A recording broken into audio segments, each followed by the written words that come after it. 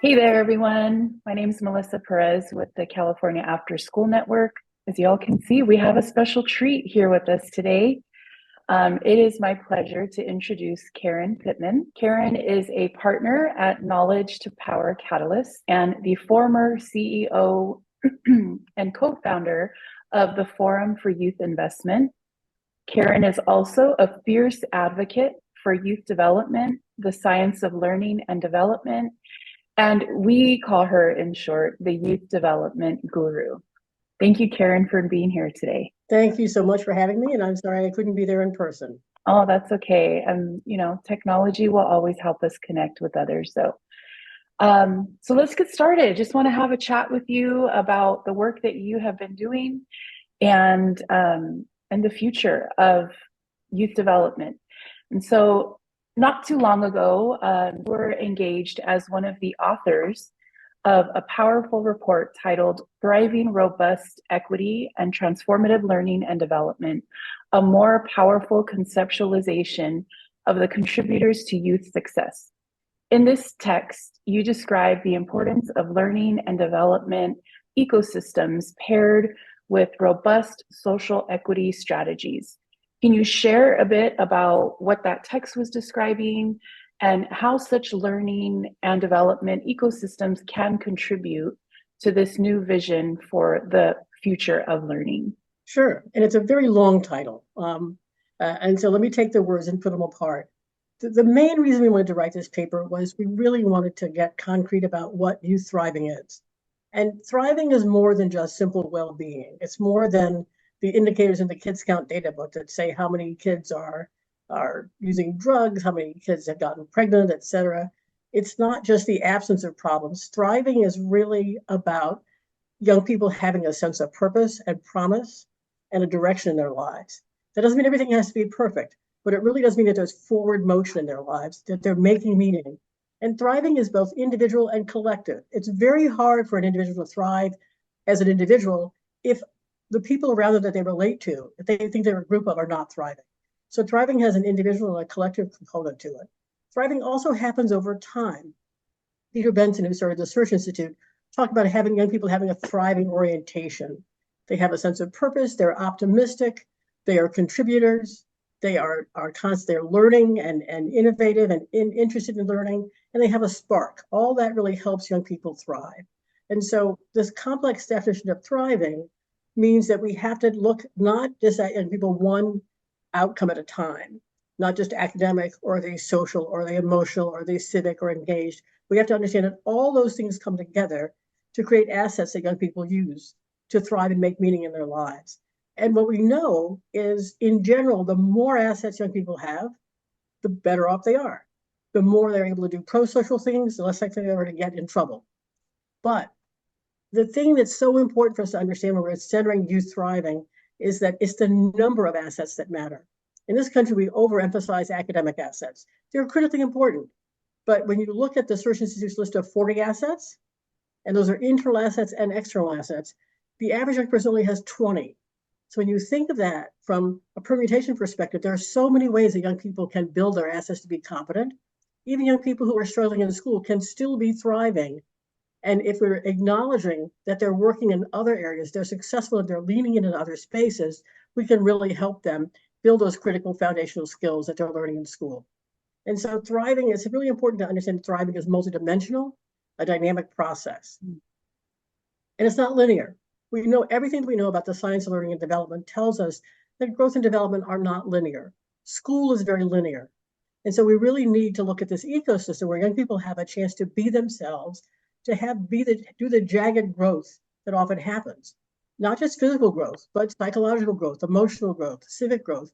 All those things are happening at different levels, and all those are very, very much determined by the experiences and the relationships that young people have in their entire lives. And so if we really are going to support youth thriving, we then have to turn to a different definition of equity. Because just getting equity in one system focused on a single outcome is not going to help young people thrive. In fact, it can also exacerbate their sense of unevenness. If I'm treated one way in one system, another way in a different system, that's really not going to give me a sense that I'm a whole person, that I'm respected where I go, that I have a sense of identity and a sense of agency. not just competencies, but identity and agency are really important to thriving. So we want young people to have a firm sense of groundedness in their community and in their lives. That last word of robust equity, and David Osher is the person at the American Institute for Research, one of our colleagues in writing this paper, who really is talking about robust equity. And robust equity is really acknowledging the ecosystem has to be healthy. You can't just get equity inside of a single system. So schools looking at academic outcomes saying we're going to get equity, it's very hard to do that if you're not looking at the whole person and then not looking at the whole community, because all those things fit together. This idea of an ecosystem is there. The last term that we use, the transformative learning and development, and CASEL, the Collaborative for Academic, Social, and Emotional Learning, starts talking about transformative SEL. Well, transformative learning and development is learning and development that has a focus on meaning making. I'm not just learning facts, I'm learning so I can make sense of my community, I can make sense of my lives, I can make sense of my peers, I can make sense of the world. Learning has to be relevant. And what we know about creating learning experiences that are relevant is, first of all, they have to connect to young people's interests. They have to really be robust and rigorous, but they also have to be flexible in where they happen and when they happen and how they connect to young people. And so when we put these three things together, it forces us to say, if we're going to really get to equity, we have to have a robust definition of an ecosystem. Ecosystems exist. Ecosystems are natural systems where interaction is happening. Ecosystems are how experiences get made. But ecosystems are highly inequitable. And what we know about young people, we know about humans in general, we're the only living being that does most of our growth outside of the womb. That means we have to have systems that support us over this 20 plus years of development. We have to then have in place systems that are supposedly combating the unevenness in the natural ecosystem. But for those systems really do their job, they have to respect the ecosystem and understand that if their job is to focus on one thing, they still have to connect the people in those systems with the places and possibilities that are happening in other systems.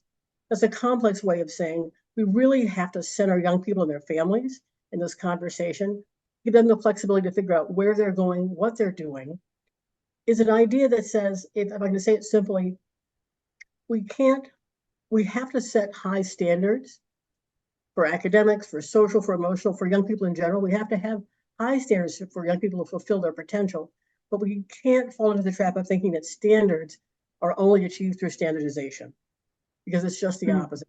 You can't achieve high standards if you haven't really figured out how you're going to support individual jagged growth that happens while you're believing in people's potential. So those are the messages that came out in this paper. Wow, that's incredible. For folks attending our symposium, you will have access to review these reports in our app, so be excited to share those.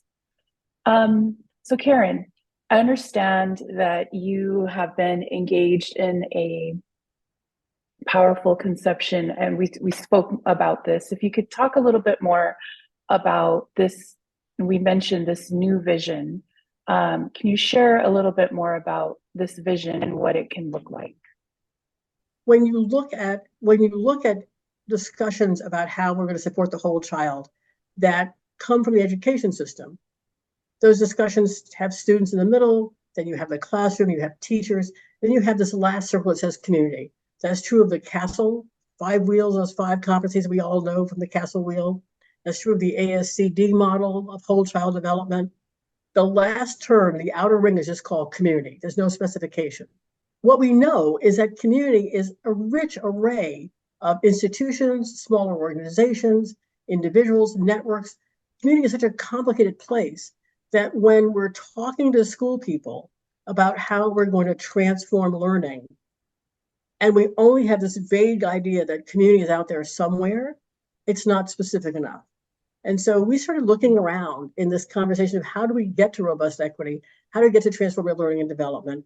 To really play with the idea of community, because you can have community in school as powerful organizations like EL Education and are really helping to support young people feel this broad sense of community. They talk about crew in school, and they have young people working from when they come in 9th grade all the way through 12th grade as a member of a crew of 15 young people who are learning about each other and going out into the community to learn about their communities. And they stay together through the whole high school experience.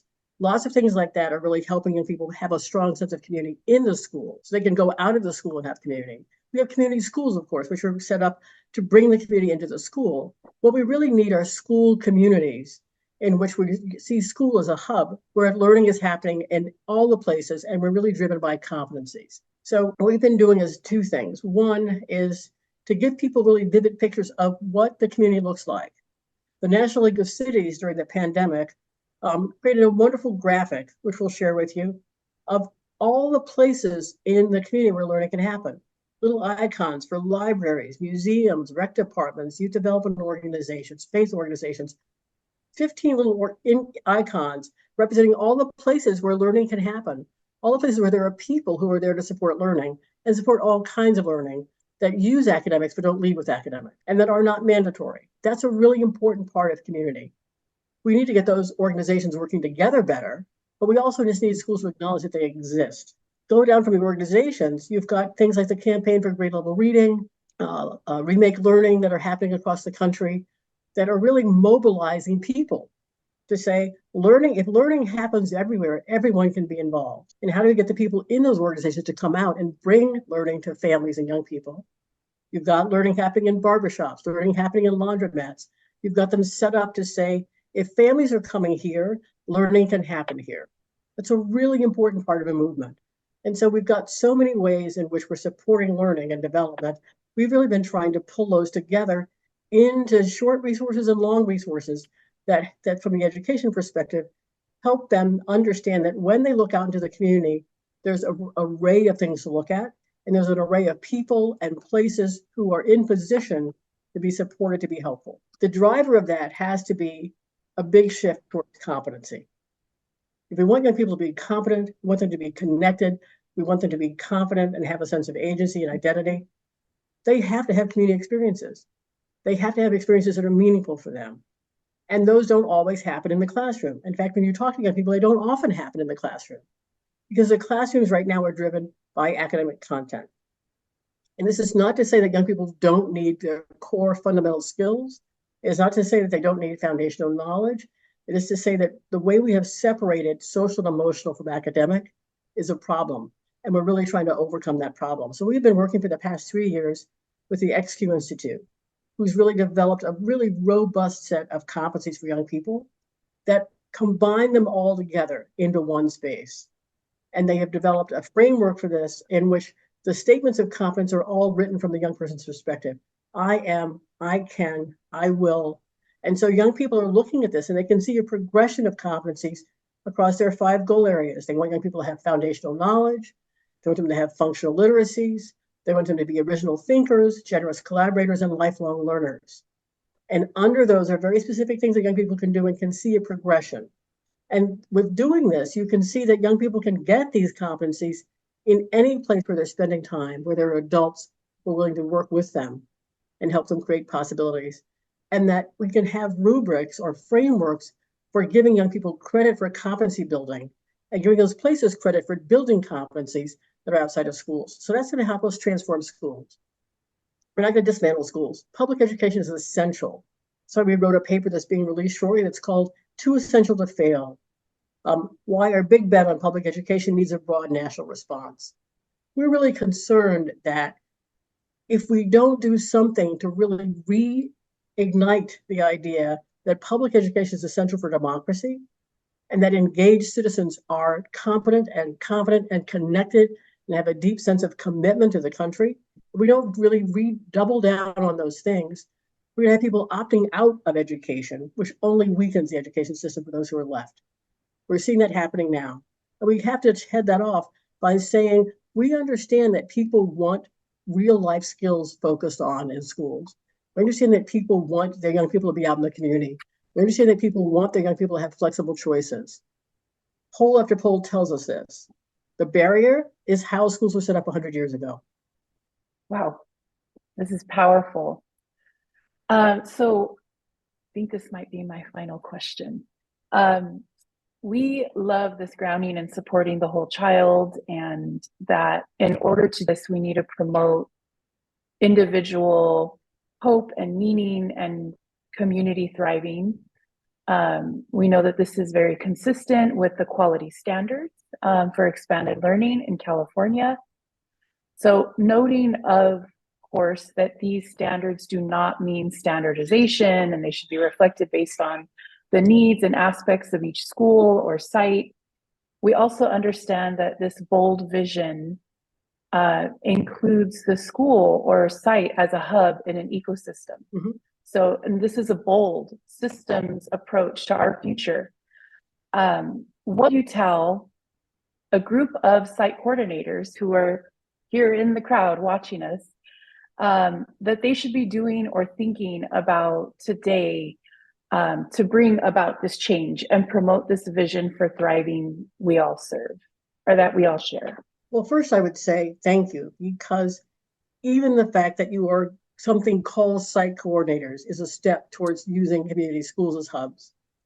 Because we have to find a way to officially put in place people whose job it is to bridge spaces and places and to connect people.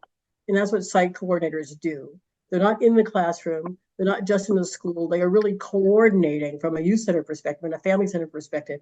How do we make sure that people are getting what they need in their school and in their community?